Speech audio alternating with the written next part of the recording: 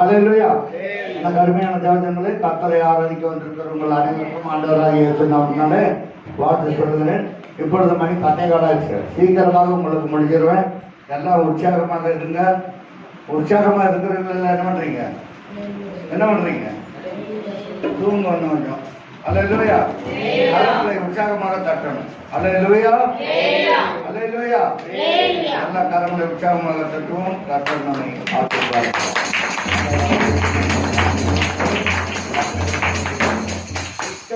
பிள்ளைகளுக்கு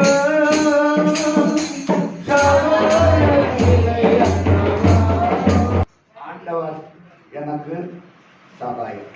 எல்லாரும் சொல்லுங்க, ஆண்டவர் எனக்கு சகாயம். இந்த சகாயம் என்றது உதவி. சகாயம் என்பது என்ன? உதவி. நம்ம எந்த நேரத்தில் இருக்கிறோம், எப்படியாக இருக்கிறோம்னு நமக்கு ஒரு உதவி தேவைப்படுகிறது. தீமைகள் என்னை சூழும் நேரம் துணை நிற்பவரும் இயேசுதான். நம்மை தீமைகள் சூழும், நம்ம என்ன சூழும்? தீமைகள் சூழ்ந்து வரும். அப்ப துணை நம்மோடு நிற்கிறவர் கர்த்தர். துணை நிற்கிறவர் யார் தாங்க? கர்த்தர். நமக்கு சகாயம் செய்கிறவர் அவர் தான். அல்லேலூயா.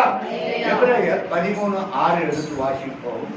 எபிரேயர் 13ஆம் அதிகாரம் 6வது வசனத்தை வாசிப்போம்.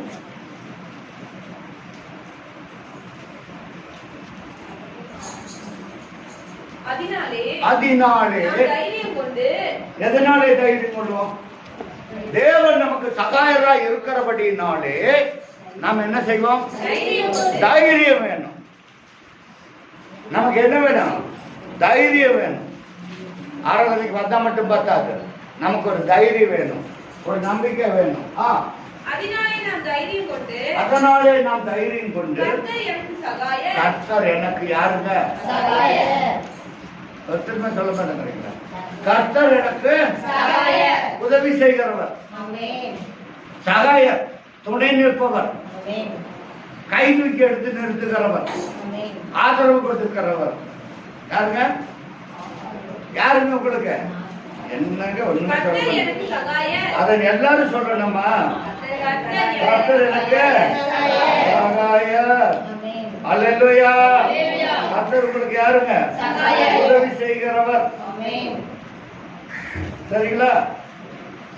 கர்த்தர் யாருங்க? எனக்கு உதவி செய்கிறவர். அல்லேலூயா. அல்லேலூயா. கர்த்தர் எனக்கு உதவி செய்கிறவர். அல்லேலூயா. அல்லேலூயா. ஆகவே பிரியமான தேவ ஜனங்களே, கர்த்தர் உங்களுக்கு சகாயம். அல்லேலூயா. ஆகவே நம்ம எதற்கும் பயப்படக்கூடாது. சரியா? அதனாலே நாம் தைரியம் கொண்டு கர்த்தர் எனக்கு யாருங்க? சகாயர். ஒரு நாளைக்கு மாத்திரம் அல்ல, எல்லா நாளும் அவர் எனக்கு யாருங்க? சகாயர். அல்லேலூயா. அல்லேலூயா. அவர் எல்லா நாளும் சகாயராய் இருக்கிறார். அல்லேலூயா. அல்லேலூயா. ஆகவே பிரியமான தேவஜனங்களே, கர்த்தர் நமக்கு சகாயர். கர்த்தர் யாருக்கு? நமக்கு சகாயர், அடைக்கலம், ஆறுதல், உதவி செய்கிறவர். இத்தனை பேர் அவருக்கு உண்டு. யாருக்கு? நம்மை காப்பவர் தேவனுக்கு. அல்லேலூயா. அல்லேலூயா. வாசி பாப்பா. கர்த்தர் எனக்கு சகாயர், நான் பயப்படேன். கர்த்தர் எனக்கு சகாயராக இருக்கிறபடினாலே நான் என்ன பண்ண மாட்டேன்? நம்முடைய வாழ்க்கையில் பயம் என்கிற வார்த்தை வரக்கூடாது, பயப்படக்கூடாது. ஏன்னா சத்துருக்கள் நமக்கு எழுப்பி வருகிற போது கர்த்தர் நமக்கு சகாயரா வருவாராம். அல்லேலூயா. அல்லேலூயா. ஆகவே பிரியமான தேவ ஜனங்களே, கர்த்தர் சொல்லுகிறதை நாம் நன்றாய் கேட்டுக்கொள்ளணும். அல்லேலூயா. கர்த்தர் சொல்லுகிற வார்த்தையை நம்ம என்ன கேட்டுக்கொள்ளணும்? நன்றாய் கேட்டுக்கொள்ளணும். அல்லேலூயா. ஆகவே பிரியமான தேவ ஜனங்களே, கர்த்தர் சொல்லுகிறதை நாம் கேட்கணும். கர்த்தர் எனக்கு யாருங்க? சகாயர். இந்த சகாயம் எங்க இருக்கிறது சொன்னா, தாவீது அழகா சொல்ற, வானத்தையும் பூமி உண்டாக்கின கர்த்தருக்கு எனக்கு ஒத்தாசை வரும். 121ஆம் சங்கீதத்துல சொல்லி இருக்கிறார். வானத்தையும் பூமி உண்டாக்கின கர்த்தரிடத்திலிருந்து எனக்கு ஒத்தாசை வரும். சங்கீதம் 124 கடைசி வருஷத்தை வாசிப்போம். சங்கீதம் 124 கடைசி வருஷம். நம்முடைய சகாயம் வானத்தையும் பூமியும் உண்டாக்கின கர்த்தருடைய நாமத்தில். தாவீது சொல்றான், வானத்தையும் பூமியும் உண்டாக்கின கர்த்தரிடத்திலிருந்து எனக்கு என்ன வருகிறது? ஒத்தாசை வருது. இங்க சொல்லப்பட்டிருக்கிறதான வார்த்தை என்ன சொன்னா, நம்முடைய சகாயம், நமக்கு ஒரு உதவி எங்கிருந்து வருகிறது? பரத்திலிருந்து வருகிறது. நம்முடைய உதவி எங்கிருந்து வருகிறது? பரத்திலிருந்து வருகிறது. இந்த சகாயம் நமக்கு கிடைக்கிறதுக்கு நம்ம கொடுத்து வச்சிருக்கணும். அல்லேலூயா. அவருடைய ஆதரவு நமக்கு வேணும். இன்றைக்கு வாசித்த சங்கீதம் 4ஆம் வசனத்தை வாசிப்போம். என்ன சங்கீதம் வாசிங்க? இதோ தேவன் எனக்கு யாருங்க? சொல்லுங்களேன், உங்களுக்கு யாருங்க? சகாயின்னு பேர் வச்சுட்டாக்க ஒண்ணும் சகாயம் கிடைக்காது. இதோ தேவன் எனக்கு சகாயம். அவடத்துலதான் எனக்கு ஒரு சகாயம் கிடைக்கும். வானத்தையும் பூமி உண்டாக்கின கர்த்தருக்கு எனக்கு என்ன கிடைக்கும்? சகாயம் கிடைக்கும், ஒரு ஆதரவு கிடைக்கும், ஒரு அடைக்கலம் கிடைக்கும். அல்லேலூயா, அல்லேலூயா. ஆதரவே. எதுக்காக நம்பி இருக்கிறீங்க ஆண்டவர்? எதுக்காக ஆண்டவர் நம்பி வந்திருக்கிறீங்க? எனக்கு ஒரு உதவி கிடைக்காதா? ஒரு சகாயம் கிடைக்காதா? அதற்காக நீங்க அழைத்து வந்திருக்கிறீங்க. அழகா சொல்றான். யாரு? தாவீது. வானத்தையும் பூமி உண்டாக்கின கர்த்தருக்கு எனக்கு ஒத்தாசை வரும். சங்கீதம் 124 கடைசி வசனம் சொல்லுகிறது, வானத்தையும் பூமியும் உண்டாக்கின கர்த்தரிடத்திலிருந்து நம்முடைய சகாயம். யாருடைய சகாயம்? உங்களுடைய சகாயமும் என்னுடைய சகாயமும் எங்க இருக்குதான்? வானத்தையும் பூமியும் உண்டாக்குன கர்த்தருடைய நாமத்துல இருக்கிறது.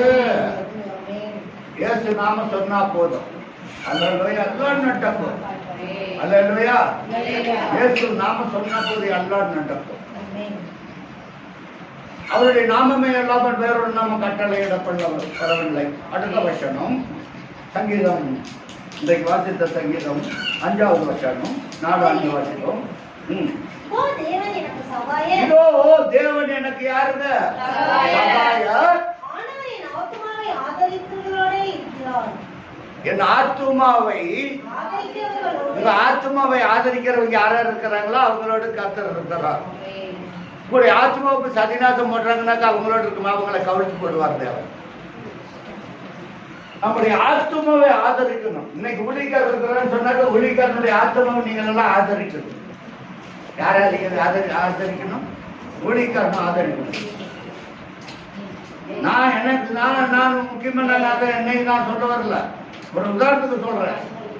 என் ஆத்மாவை ஆதரிக்கிறவர்களோட இருக்கிறார். நீங்க ஒருத்தர் ஆதரிச்சீங்களா? அவங்களோட கர்த்தர் என்ன செய்கிறாரா? இருக்கிறாரா? அடுத்த வசனம், அவர் என் சத்துருக்களுக்கு என்ன செய்வாராம்? சத்துருக்களுக்கு என்ன செய்வாராம்? சத்தமா சொல்லுங்க. தீமைக்கு தீமை சரி கட்டுவார். அல்லேலூயா. அவர் தீமைக்கு சரி கட்டுற தேவன். நம்முடைய ஆத்மாவை ஆதரிக்கிறோடு கர்த்தர் இருக்கிறவர். அல்லேலூயா, அல்லேலூயா. ஆகவே பிரியமான தேவ ஜனங்களே, கர்த்தர் சொல்லுகிறது நீங்க கேட்டுக்கணும். அல்லேலூயா, அல்லேலூயா. வாசிப்போம். உங்களுடைய சத்தியத்தின் நிமித்தம் அவர்களை என்ன செய்யணும்? நிர்மூலமாக்கும். கர்த்தருடைய சத்தியத்தினால என்ன செய்வாங்க? நமக்கு வருகிற எதிராக வருகிறவர்கள் எல்லாம் என்ன செய்வாரு? கர்த்தர் நிர்மூலமாக்கி போடுவார். நம்ம சத்துருக்களை அவர் நிர்மூலமாக்கி போட்டுகிறவர். நீங்க நினைக்கிறீங்க எனக்கு யாரு உதவி செய்ய போறாங்க? அப்படியல்ல. நீங்க ஆண்டவர் தேடுனா கர்த்தர் உங்களுக்கு உதவி செய்வார். அதுல ஒரு மாற்று கர்த்தர் கிடையாது. வாசி பாப்பா. உற்சாகத்துடன் நான் உனக்கு என்ன செய்வேன்? பலியிடணும். சோத்திர பலி செலுத்தணும். பலியிடணும். ஆட்டை மாட்டை கொண்டு வந்து விட்டுனாக்க பலி அல்ல. உங்க சோத்திர பலி செலுத்தணும். கர்த்தரிடத்தில் அன்பு செலுத்தணும். அப்பதான் உங்களுக்கு அன்பு கிடைக்கும். நீங்க ஒரு இடத்துல அன்பு காட்டினா தான் அவரு மறுபடியும் உங்களுக்கு அன்பு காட்டுவாங்க. கர்த்தர் உங்களுக்கு சகாயம், அதை நீங்க ஏற்றுக்கொள்ளணும். அவர் தான் உங்களுக்கு நமக்கு எல்லாமே சகாயம். அல்லேலூயா. அவருடைய அன்பு தான் நம்மை ஆற்றும் தேற்றும் அரவணைக்கும். அல்லேலூயா, அல்லேலூயா. எதிரிகள் நம்ம நெருக்கும் போது அவர் தான் நமக்கு உதவி செய்வார். அல்லேலூயா, அல்லேலூயா. ஏன்னு சொன்னால் யாசேயன் தீர்க்கதரிசன புத்தகம் 41ஆம் அதிகாரம் 10வது வசனம் நினைக்கிறேன், எடுத்துக்கொள்ளுங்கள். யாசேயா 41:10. நீ பயப்படாதே, நான் உன்னுடனே பாத்தீங்களா? யாரோடு கூட இருக்கிறாரு? இப்ப ஆலயத்துக்கு வந்தவங்க உட்கார்ந்துட்டு இருக்கிறவங்க எல்லாத்துக்கும் கூட கர்த்தர் என்னவா இருக்கிறாரா? இருக்கிறாரா இல்லையா? அல்லேலூயா. பயப்படாதே, நான் உன்னுடனே இருக்கிறேன். தெரியாது. நீ அதை குறித்து என்ன பண்ணக்கூடாது? நினைக்கக்கூடாது. நான் உன் தேவன். உனக்கு உன்னை பலப்படுத்த போறது யார் தான்? கர்த்தர். மனுஷன் பலப்படுத்த முடியாது, மனுஷன் பலப்படுத்தவே முடியாது. நான் உன்னை பலப்படுத்தி உனக்கு நான் என்ன பண்ண போகிறேன்? சகாயம் பண்ண போறாரு, உதவி பண்ண போறாராம். அல்லேலூயா. அவர் உதவி செய்ய போகிறாரா? நான் உனக்கு செய்ய பண்ண போகிறேன், உதவி செய்ய போகிறேன் என்று கர்த்தர் சொல்லுகிறார். அல்லேலூயா, அல்லேலூயா. பிரியமான தேவஜனங்களை, கர்த்தர் சொல்லுகிற வார்த்தைக்கு நீங்கள் செவி கொண்டிருக்கணும். பயப்படாதே, பயப்படாதே, பயப்படாதே, நான் உன்னுடனே இருக்கிறேன் என்று சொன்னார்.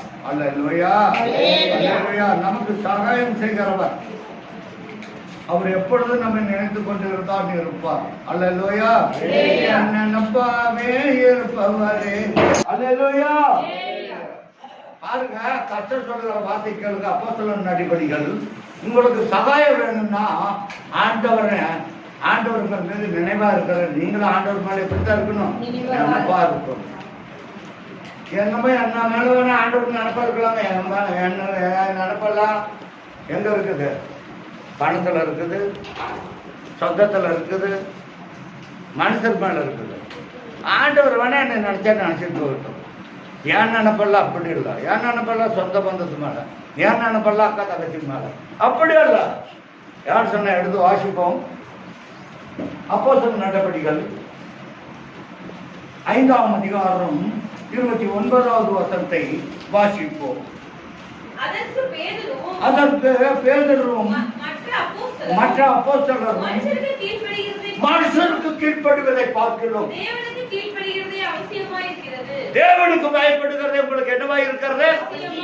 அல்லேலூயா. நான் யாருக்கு பயப்பட போறேன்? மனுஷருக்கு பயப்பட மாட்டேன். நான் மனுஷருக்கு பயப்பட மாட்டேன். அவங்க எங்களுக்கு கொடுத்து வாயில போடுறது, தொண்டையில போடுறது போக மீதி கக்கிய கொடுத்தாலும் மனுஷர் மேல பிரிய வைக்க மாட்டேன். நான் கர்த்தர் மேல தான் பிரிய வைப்பேன். அல்லேலூயா. அவர் மேல தான் நீங்க அன்பு வைக்கணும். அவருடைய அன்பு நமக்கு நீடி சமாதானத்தை கொடுக்கும். மனுஷனுடைய அன்பு நமக்கு கண்ணியை வருவிக்கும். மனுஷன் கொஞ்ச காலத்துக்கு தான், கொடுக்கிற வரைக்கும் தான் மனுஷன். கொடுக்கறது நிப்பாட்டி பாருங்க, மனுஷனா இருப்பான். மனுஷனா இருக்க மாட்டான். நீங்க கொடுத்துட்டே இருக்க பாருங்க, வாங்கிட்டே இருப்பாங்க.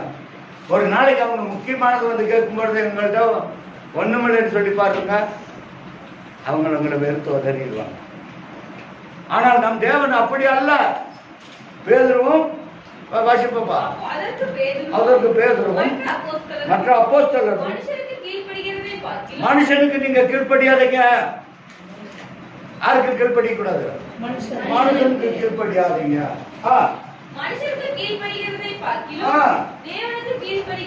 தேவனுக்கு கீழ்ப்படிகிறதே உங்களுக்கு எப்படியா இருக்கும்? அவசியம். உங்களுக்கு அவசியம் ஒண்ணு வேணும்னாக்கா அதுக்கு தேவனுக்கு கீழ்ப்படிகிறதா தான் இருக்கும். மற்ற அவசியத்தையெல்லாம் அவர் பார்த்துப்பார். மற்ற அவசியம் என்ன விஷயம்? சாப்பாட்டு பிரச்சனை, எல்லா பிரச்சனையும் அவர் பார்த்துப்பார். அவர் நம்மளுடைய பிரச்சனையை பார்க்கிறவர். நீங்க கீழ்ப்படுகிறீங்களா இல்லையா என்பதை தேவன் பார்க்கிறார். அல்லேலூயா. பிரியமான தேவஜனங்களே, கர்த்தருக்கு கீழ்ப்படுகிறது தான் அது உங்களுக்கு எப்படியா இருக்கிறதா அவசியம். உங்களுடைய வாழ்க்கையிலும் என் வாழ்க்கையிலும் கர்த்தருக்கு கீழ்ப்படுகிறது தான் ஒரு அவசியமான காரியமாய் இருக்கிறது. அல்லேலூயா. நம்முடைய வாழ்க்கையில் கர்த்தருக்கு கீழ்ப்படுகிறது தான் அவசியம். கர்த்தருக்கு கீழ்ப்படுகிறதுனா இன்னைக்கு ஆராதனை தர மணிக்குனாக்கா அதை கீழ்ப்படுகிறது வரணும். இன்னைக்கு பசங்க ட்ரம்ஸ் அடிக்கிறாங்க, ஐயோ என் ட்ரம்ஸு காத்துட்டு இருக்குன்னு ஒட்டியாடணும். எந்த வேலையா இருந்தாலும் இதெல்லாம் நமக்கு ஒரு அவசியமா இருக்கு. கர்த்தருக்கு ஆராதனை செய்கிறது நமக்கு என்னவா இருக்கிறது? சத்தமா சொல்லுங்க. கர்த்தருக்கு ஆராதனை செய்கிறது அவருக்கு அவசியம். அப்பதான் உங்க மேல என் மேலே கர்த்தர் பிரியமா இருப்பார். அவர் நம்ம பிரிய வைக்கிறவர். என் பிள்ளைகள் வரும்போது வெக்கப்பட்டு போகக்கூடாது. அல்லேலூயா. என் பிள்ளைகள் ஒரு நாள் என்ன பண்ணக்கூடாது? வெக்கப்பட்டு போகக்கூடாது. நமக்கு எல்லாம் இருக்கிறது அவசியமா இருக்கிறது. அவசியமா இருக்கிறது கர்த்தருக்கு பயப்படுறது தான் அவசியம். அல்லேலூயா. அல்லேலூயா. ஆகவே பிரியமான தேவ ஜனங்களே, கர்த்தர் சொல்லுகிறதை நாம் நன்றாக கேட்டுக்கணும்.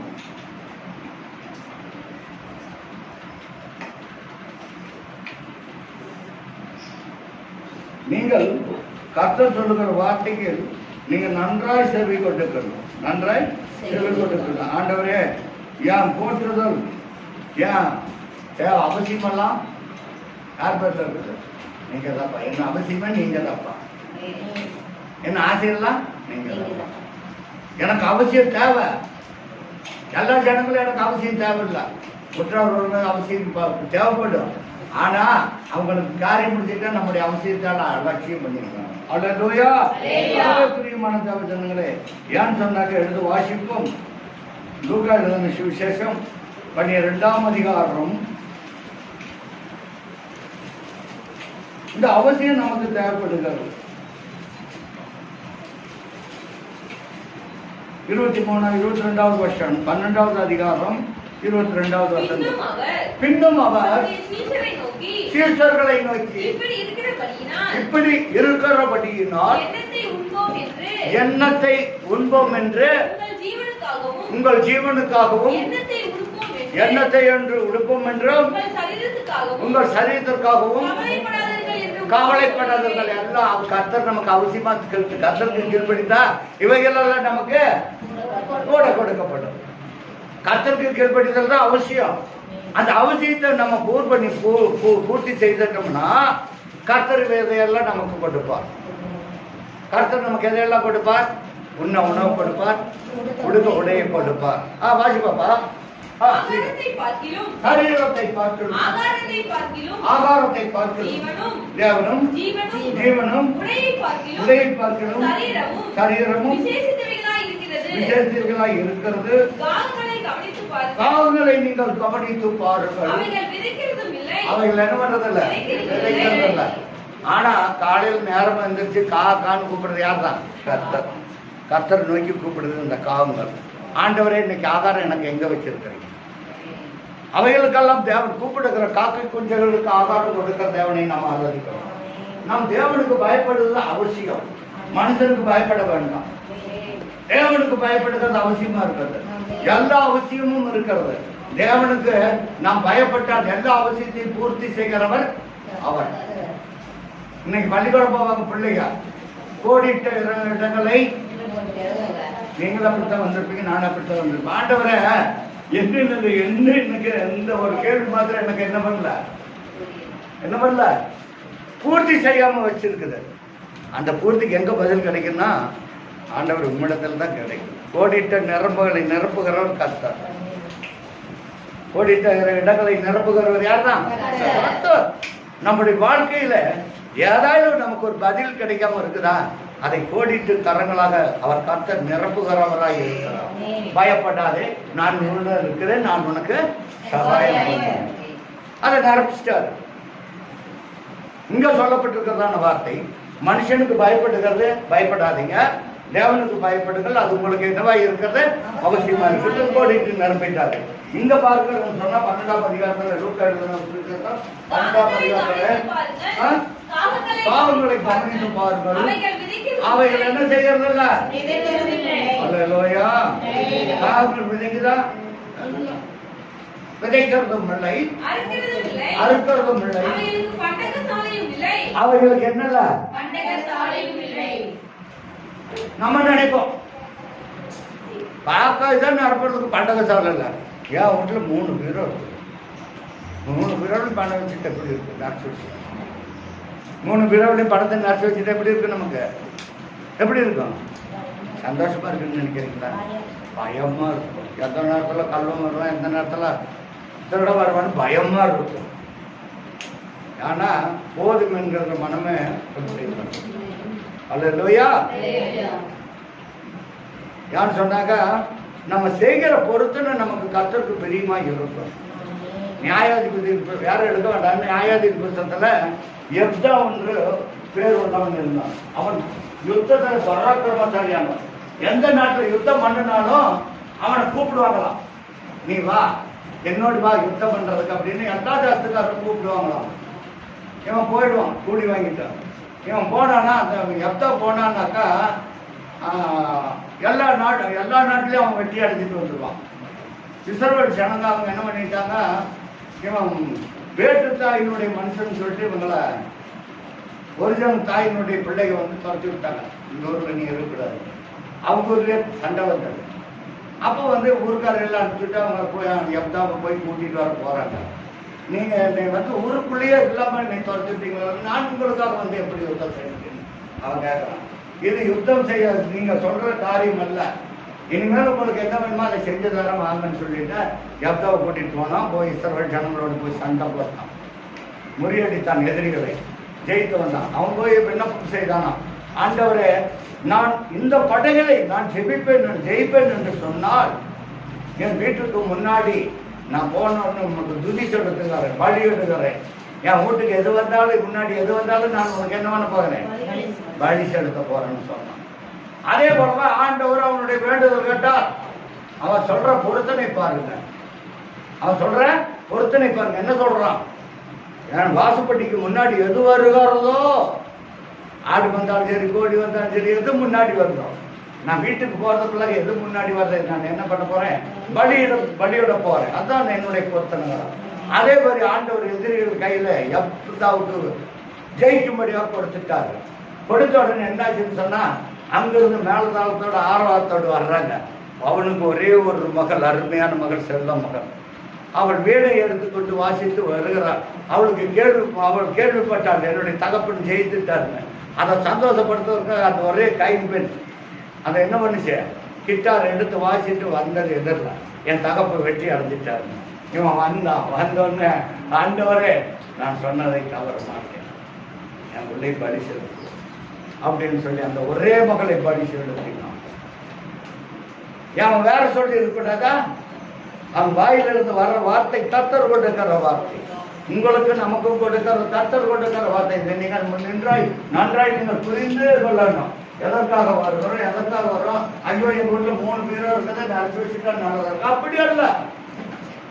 எல்லாம் சந்தோஷம் வரும், சமாதானம் வரும், சட்டத்தில் நமக்கு எல்லாம் நடக்கும். வாசிப்பா, தாமரை பாருங்கள், அவைகள் கவனித்து பாருங்கள், அவைகள் விதைக்கிறது கிடையாது, அறுக்கிறது கிடையாது, அவங்களுக்கு பண்டக சாலையில சேர்த்து வைக்கிறதுக்கு இடமும் கிடையாது, களஞ்சியமும் இல்லை, இல்லாவிட்டாலும் அவைகளையும் தேவன் நமக்கு சகாயத்தை கொடுக்க மாட்டாங்க.